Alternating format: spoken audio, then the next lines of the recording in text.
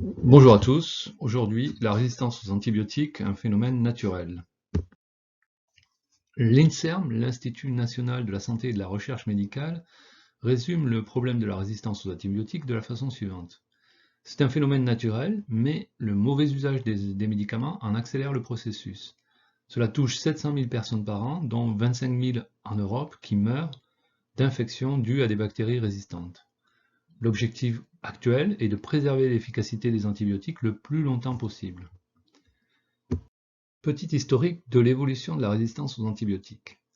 Des années 20 aux années 60, c'était l'âge d'or des antibiotiques. On découvrait de nouveaux antibiotiques assez rapidement, et ceci permettait la diminution de la prévalence des maladies infectieuses, la prévalence étant le nombre de cas par rapport à la population totale. Ainsi ont été découverts en 1928 la pénicilline, en 1959 la méticilline. Mais on constatait déjà que l'apparition de résistance à ces antibiotiques se faisait de plus en plus rapidement. 12 ans pour la pénicilline, 2 ans seulement pour la méticilline. Depuis les années 70, nous sommes dans l'ère de la résistance aux antibiotiques. De plus en plus de bactéries deviennent résistantes en produisant des bêta-lactamases. Nous y reviendrons. De moins en moins d'antibiotiques sont mis sur le marché. Le linozolide, un des derniers antibiotiques découverts en 2000, a vu des bactéries résistantes apparaître en 2004. À ce rythme-là, nous allons vers des impasses thérapeutiques, c'est-à-dire que des maladies infectieuses dues à des bactéries ne pourraient ne plus être traitées par des antibiotiques et pourraient devenir l'une des premières causes de mortalité dans le monde. Petite remarque, les antibiotiques n'agissent que sur les bactéries. On ne parle pas ici d'épidémies dues à des virus, comme l'épidémie qui fait que je suis en train de vous parler actuellement. Comment les antibiotiques agissent-ils sur les bactéries? On voit ici une bactérie avant l'action d'un antibiotique et ici une bactérie après l'action d'un antibiotique. On constate que la bactérie a éclaté. Les bactéries possèdent une paroi. Cette paroi est constituée d'un assemblage de molécules simples, souvent des glucides, qui constituent un polymère. La pénicilline et les autres antibiotiques inhibent l'assemblage de la paroi. Sans paroi, la bactérie ne peut résister à la pression interne qui règne en elle et elle éclate. L'inhibition de la synthèse de la paroi bactérienne n'est pas la seule façon pour les antibiotiques d'agir sur les bactéries. Il peut y avoir aussi une inhibition de la synthèse de la membrane plasmique. Il peut y avoir aussi une inhibition de la synthèse des protéines au niveau des ribosomes, comme nous l'avons vu au chapitre 1, au début de l'année. Et donc ici, c'est la traduction qui est empêchée. Il peut y avoir aussi une inhibition de la synthèse de l'ADN. Donc la bactérie ne pourra pas répliquer son ADN et ne pourra donc pas se multiplier. Il peut y avoir aussi d'autres mécanismes d'action qui entrent en jeu. On peut tester l'efficacité d'un antibiotique avec un antibiogramme. L'antibiogramme consiste à cultiver des bactéries sur un milieu nutritif, sur de la gélose, dans une boîte de pétri, et de placer sur cette culture différentes pastilles contenant des antibiotiques. Apparaissent au bout d'un certain temps des plages de lyse autour de certaines pastilles.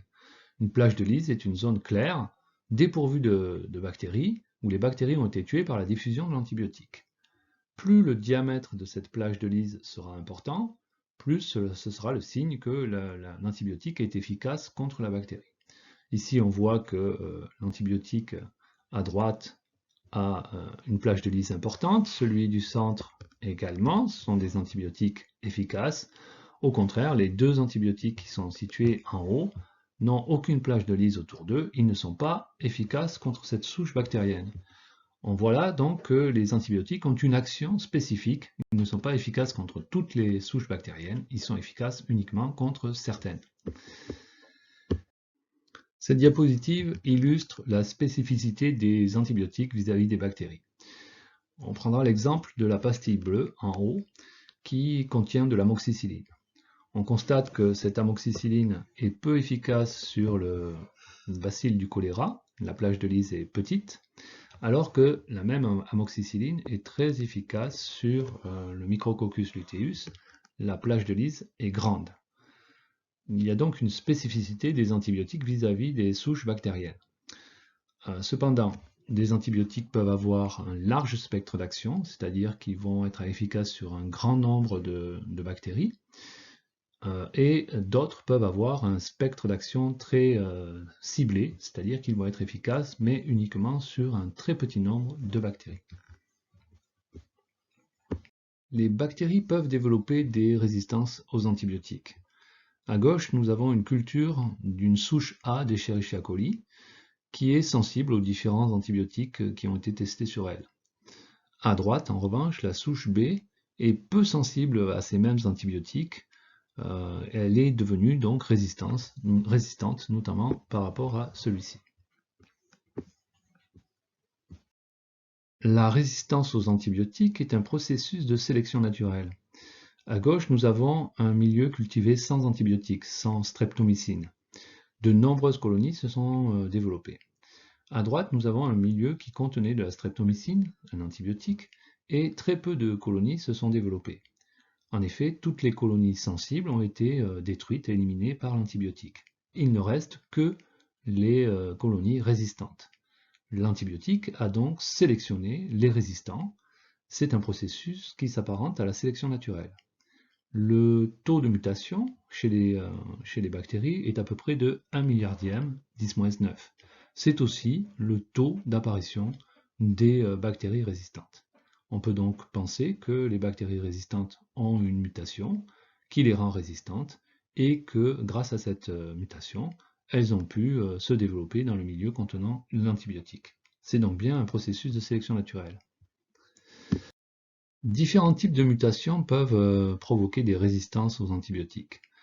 Ces mutations peuvent toucher des protéines que l'on appelle les bêta-lactamases, qui, une fois mutées, peuvent se lier à l'antibiotique et provoquer sa dégradation. Elles peuvent toucher aussi des protéines de transport membranaire, qui, une fois mutées, vont provoquer l'expulsion de l'antibiotique. Et elles peuvent aussi également toucher des enzymes qui peuvent modifier chimiquement l'antibiotique et le rendre inactif. Cette diapo est un corrigé du TP sur la résistance aux antibiotiques. Nous avons deux protéines de bêta-lactamase, l'une appartenant à une souche non mutée de bactéries, qui est donc sensible à l'antibiotique, et l'autre appartenant à une souche mutée de bactéries, qui est donc résistante à l'antibiotique. L'antibiotique en question est la céfotaxime. On constate que la souche non mutée possède une glycine et dans la souche mutée, une sérine a remplacé cette glycine, ce qui permet de lier la bêta-lactamase à la céfotaxime et ensuite donc de la dégrader. Donc la mutation a modifié la bêta-lactamase des bactéries et lui permet maintenant de se fixer à l'antibiotique et de le dégrader. Ce graphique illustre le développement de résistance à la pénicilline d'une bactérie, le streptocoque pneumoniae, en pourcentage, en fonction de la quantité de pénicilline prescrite en dose journalière pour 1000 personnes et par jour. On obtient un nuage de points, chaque point correspondant à un pays, et on observe qu'il y a une corrélation assez forte, marquée par ces courbes en bleu, une corrélation qui montre que plus on prescrit l'antibiotique, plus les bactéries développent des résistances à cet antibiotique. Ce document est disponible dans le Drive, vous pouvez le télécharger, l'imprimer et essayer de compléter les pointillés avec des termes qui vous paraissent adéquats. Nous allons corriger ça sur la diapo suivante. Voici les étapes qui conduisent à l'apparition de bactéries résistantes.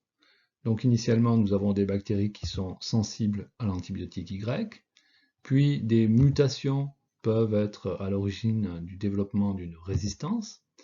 Si l'on traite ces différentes bactéries résistantes, sensibles à l'antibiotique Y, vont survivre uniquement ou presque les bactéries résistantes. Il y a donc sélection du mutant résistant.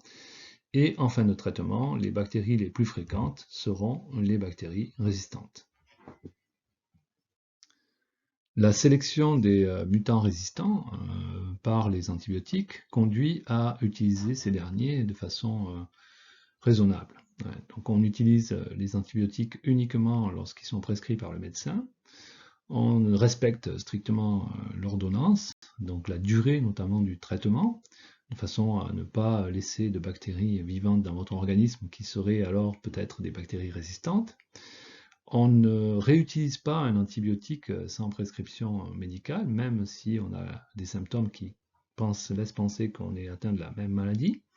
On ne transmet pas, on ne donne pas un antibiotique à une autre personne parce que vous savez que les antibiotiques sont spécifiques et donc ils ne sont peut-être pas adaptés à la maladie de cette personne. Et une fois le traitement terminé, on rapporte les boîtes au pharmacien afin que ces antibiotiques soient détruits. La difficulté à découvrir de nouveaux antibiotiques et le développement de résistance aux antibiotiques actuels conduit l'Organisation mondiale de la santé à réaliser des campagnes de sensibilisation à la fois des patients et des médecins et des pays à l'utilisation raisonnable de ces antibiotiques. Ce ne sont pas des bonbons, on ne les utilise qu'en cas de maladies infectieuses contre lesquelles ils peuvent être efficaces. Les antibiotiques peuvent être détournés de leur usage médical. C'est le cas dans les élevages. En effet, les éleveurs utilisent ces antibiotiques comme additifs alimentaires qui stimulent la prise de poids de leurs animaux. Cette pratique est interdite dans l'Union européenne depuis 2006.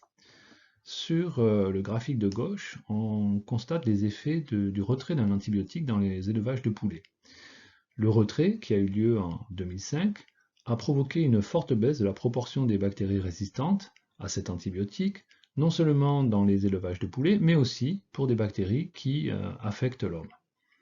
La réintroduction partielle en 2007 de cet antibiotique dans les élevages a provoqué une réaugmentation moindre qu'initialement de la proportion des bactéries résistantes.